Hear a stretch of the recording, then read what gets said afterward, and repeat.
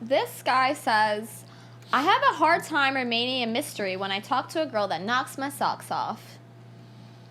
Yeah, well, that's kind of a big problem for a lot of dudes.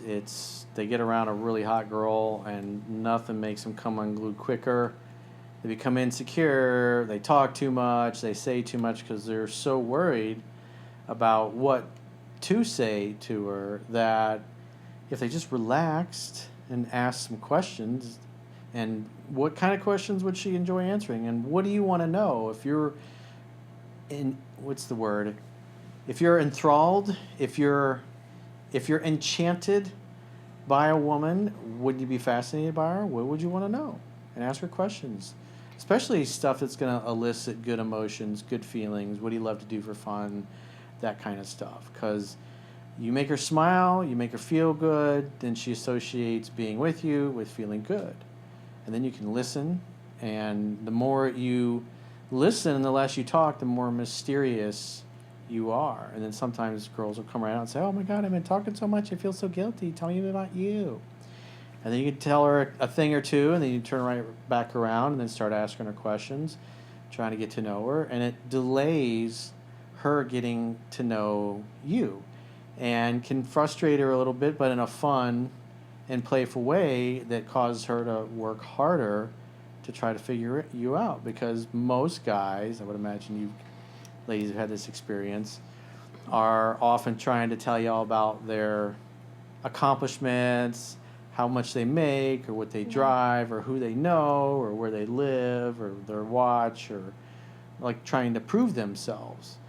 And a man who's not talking about himself but is listening to her, because when you're talking to somebody, especially somebody you barely know, and this is not just on a date, this could be with a client or a family member. When you really care about somebody else, you want to know what they've been up to. Hey, how you been? How are the kids? How's the job? How's the house? How's the new pool you put in? Whatever it happens to be, that's very disarming, and it makes you feel like you already know each other. And so when you go out on a date with a woman and she does most of the talking, like 80-90% of the talking, especially the first few dates, she doesn't really know that much about you. And then so when her girlfriend's like, so tell me about him, she's like, well, I don't really know that much about him. I talk most of the date. I feel so guilty. Maybe I turned him off. I hope he still likes me, or whatever, that kind of thing. And it makes her unsure of herself a little bit, which causes her to try harder to get your attention and validation. And then it's easier to get the next date. It happens quicker. The seduction happens quicker. And as the weeks go by and you let her do that, it's like she'll pick the pace up until typically week 6, 7, then she's wanting to be exclusive with you. So that's the way to do it. You should focus less on talking and focus more on listening and asking questions and practicing the art of small talk. Take a sincere, authentic interest in other people.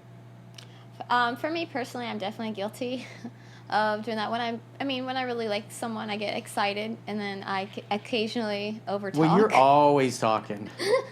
I talk a lot. So then and then Corey's right. So then after the date, and like I talk to him too, and I kind of, and ask him questions. But sometimes I can be overwhelming to guys, especially if they're nervous. They're like, "Damn, this girl's talking a lot."